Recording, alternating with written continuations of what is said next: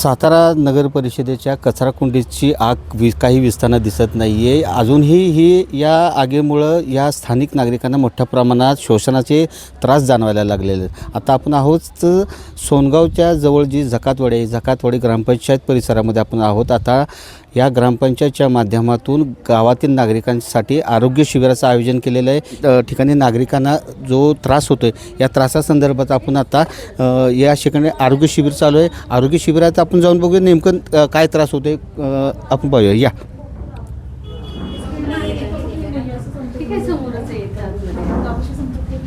आपण पाहतोय आत्ता आपण जकातवाडीच्या ग्रामपंचायतमध्ये आहोत आणि या ठिकाणी आरोग्य शिबिराचं आयोजन केलेलं आहे. इथं या ठिकाणी पेशंटची तपासणी चालू आहेत. आशा वर्कर्स आहेत, या ठिकाणी दळवी मॅडम आहेत, ज्या सरपंच आहेत या गावच्या. आपण यांच्याशी बातचीत करूया नेमकं यांना कशा प्रकारचे त्रास होते. दादा काय सांगाल, तुम्ही कुठे राहता, नेमकं काय त्रास होतो तुम्हाला? मी किरण प्रभाकर जोशी, जकातवाडी ग्रामस्थ आहे, राहतो. जेव्हापासून धूर सुरू झाला तेव्हा प्रचंड त्रास होतो आहे. मला श्वास घ्यायला त्रास होतो, घशामध्ये खोखो राहते, काय डोळे चुरचुरतात आणि ह्या धुरांचा प्रचंड त्रास होतो आहे. आणि आपल्यासोबत काही महिलासुद्धा आहे, आपण त्यांनाही विचारूया. ताई काय सांगाल, तुम्ही कुठल्या गाव, याच गावच्या रहिवासी आहे तुम्ही?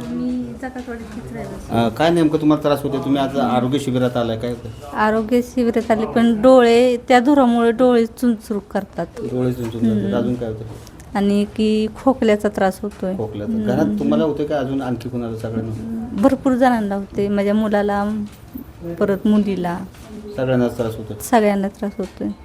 आपल्यासोबत सेविका आहे ज्या गावामध्ये जाऊन प्रकर्षाने नागरिकांची तपासणी करत आहेत. कशा पद्धतीनं नागरिकांना या धुरामुळे त्रास होते आणि त्यापासून कशा पद्धतीने त्यांनी उपाययोजना केल्या पाहिजे, काही त्यांनासुद्धा आपण विचारू. ताई, तुम्ही गावात सर्वे करताय किंवा गावातल्या नागरिकांची तुम्ही तपासणी करताय, काय तुम्हाला आढळून आले एकंदरीत या संपूर्ण वातावरणामध्ये? पण सर्वेमध्ये प्रत्येकाच्या तोंडातून हेच येते ऐकायला की जी लोक ज्यांना दम्याचा त्रास आहे किंवा वयस्कर माणसं, गरोदर माता आणि लहान मुलं यांना जरा जास्त प्रमाणात डोळे, सगळ्यांचे डोळे आगाऊ होत आहेत. डोळ्यातून पाणी वगैरे येणं, खोकला, ठसका लागतोय.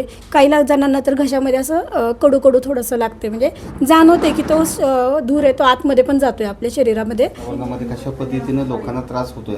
नाही, आता मला गावातूनच फोन यायला लागले की मॅडम तुम्ही काहीतरी या विषयावर तर गांभीर्याने बोला म्हणून. कारण की घशात खूपच त्रास होतोय, लोकांना टोचतंय घशामध्ये, खोकला सुरू आहे. वृद्ध व्यक्तींना तर ॲडमिट करायची वेळ आली आहे, दमा ज्या लोकांना आहे तो. लहान मुलं तर फेस करतातच ही हे प्रॉब्लेम. शाळा आहेत भरपूर, आश्रमशाळा आहे इथे. दिवसभर धूर असतो, रात्रभर धूर तो साठतो आणि सकाळी धूर तो ज्यावेळेस आपण उठतो आणि उठून बाहेर येतो त्यावेळेस पूर्ण जकातवाडी परिसर हा धुराने माखलेला असतो. इथले लोक हा एवढा प्रॉब्लेम फेस करतोय.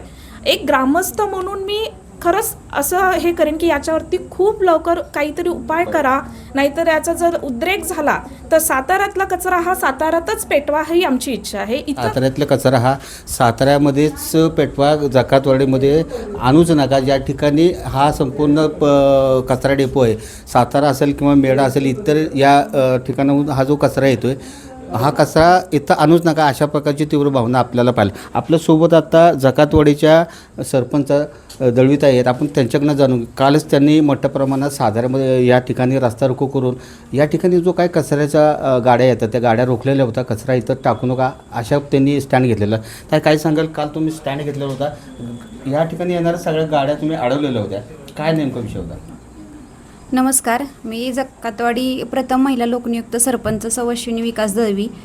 प्रथम ज्या दिवशी गावामध्ये सगळीकडं जे तिथं पेट घेतला त्या दिवशी एवढा अंधार अंधुक दिसत होतं की या उन्हामध्ये सुद्धा काही दिसत नव्हतं. त्याच दिवशी मी पहिल्यांदा नगराध्यक्षांना निवेदन पत्र देऊन आले आणि त्यानंतर त्यांनी आम्हाला आश्वासन दिलं की नक्की आम्ही इथून म्हणजे पुढच्या कचऱ्याचं विल्हेवाट लावण्याचं किंवा जे काय नियोजन आहे ते आम्ही आत्ता आमची नवीन बॉडी आहे आमच्या ह्याच्यामध्ये ते घेऊ. पण त्यानंतर ते रोजच हा जास्तीत जास्त कचरा म्हणजे पेटतच होता. अगदी संध्याकाळचा तर जर पेटला ना तर ह्या अंधारात सुद्धा घरं दिसत नव्हती, एवढा अंधार. आणि त्यानंतर त्यांना म्हणजे अशा मागण्या पण केल्या की तुमचा कचरा येऊ देऊ नका. मग काल सकाळी ज्या वेळेला सगळी लोक आक्रमक झाली की मग त्यांनी विचारणा केली की मॅडम आता बाद झाला, आम्ही आंदोलन करायला बसणार आहे. तर ठीक आहे म्हटलं करूया. मग तिथून त्यांना ज्या सातारमधून ज्या कचऱ्याच्या गाड्या येतात त्यांनी कुणीही इकडे एकही कचऱ्याची गाडी येऊ दिली नाही. खरं तर हे नगरपालिकेकडून पूर्ण अख्ख्या सातारचा कचरा येतो. उद्या जर एखादी गाडी समजा गावातून तिथं गेली तिकडं आणि त्या जर कचऱ्याचा त्यांना त्रास 1 दिवस होईल, 2 दिवस होईल, 3 दिवस होईल, तर तसं त्यांना चालेल का? असं माझं तरी मत आहे. आता सध्या आमच्या गावातील गरोदर महिला आहेत, त्यानंतर आता आमच्या आशा सेविका जे सगळीकडे फिरत आहेत आणि सर्वे करतायत, तर त्या महिला, त्यानंतर छोटी लहान बाळ आहेत, त्यांच्या त्या आई आणि ती माता आणि ते लहान मूल इथं कोणीही राहिलं नाही आहे. प्रत्येकजण ज्याच्या त्याच्या माहेरी गेलेत, पण ते किती दिवस जाणार ना. ह्याच्या जे आंदोलन होतं त्या अनुषंगानं मी त्यांना ज्या मागण्या केलेल्या, तर त्यांनी मला काल लगेच व्हॉट्सअपला पाठवलेलं पत्र की ओला व सुका कचरा वेगळा करून आणू. ते करणं खरं गरजेचंच आहे. त्यामुळं काय होतं, दुर्गंधी खूप पसरते आणि 8 दिवसात तुमचा धूर बंद करणे व तो दूर होऊ न देणे हे त्यांनी सांगितलं. आणि 8 दिवसात धूर बंद न झाल्यास स्वतःहून घंटागाड्या कचरा डेपोकडे आणणार नाही. किल्ल्याकडं येणारं जे पाणी गटर वाहून येतं ते ओढ्यापर्यंत आम्ही नेऊ आणि भटक्या कुत्र्यांचा बंदोबस्त करू आणि रस्त्याच्या कडेने आम्ही अगदी CCTV कॅमेरा लावू. कारण CCTV कॅमेरे का लावायचे, तर त्या घंटा गाडीतून बऱ्यापैकी सगळा कचरा, निम्मा अर्धा कचरा तो खाली रस्त्यावरच पडलेला जातो आणि मग त्यासाठी सुद्धा अगदी 4 वेळा त्यांना मागणी करावी लागते की आमच्याकडं हा सगळा कचरा खाली येतोय. प्लॅस्टिकच्या जे काही पिशव्या आहेत ते सगळं प्लॅस्टिक येतंय. तर प्लॅस्टिकविषयी खरं तर काहीतरी ठोस पाऊल असं त्यांनी उचलावं अशी मी ग्रामपंचायतीकडून त्यांना विनंती करते. आपण पाहिले आत्ता आपल्यासोबत होत्या जकातवाडी ग्रामपंचायतच्या ज्या सरपंच आहेत, एकंदरीत गेल्या काही दिवसापासून जो हा त्रास होतो, या त्रासाला कंट्रोल या लोकांनी कालपासून आंदोलनाचा पवित्रा घेतलेला आहे आणि त्या अनुषंगाने काल आंदोलन करून त्यांनी सातारच्या नगराध्यक्षांना निवेदन दिलेलं होतं आणि त्या अनुषंगाने पत्रही त्यांना प्राप्त आहे की येत्या 8 दिवसात नगरपालिकेमार्फत यासाठी जे काय आवश्यक उपाययोजना आहे ती करण्यात येईल. एकंदरीत ह्या उपाययोजना जर झाल्या नाही तर हा जो भडका आहे, हा भडका मोठ्या प्रमाणात उद्रेक होण्याची या ठिकाणी शक्यता आहे. सातारा नगरपालिकेकडून याबाबत तातडीने कारवाई होणे अपेक्षित आहे. तरुण भारतसाठी मी तब्रेज बागवान, जकातवाडी, सातारा.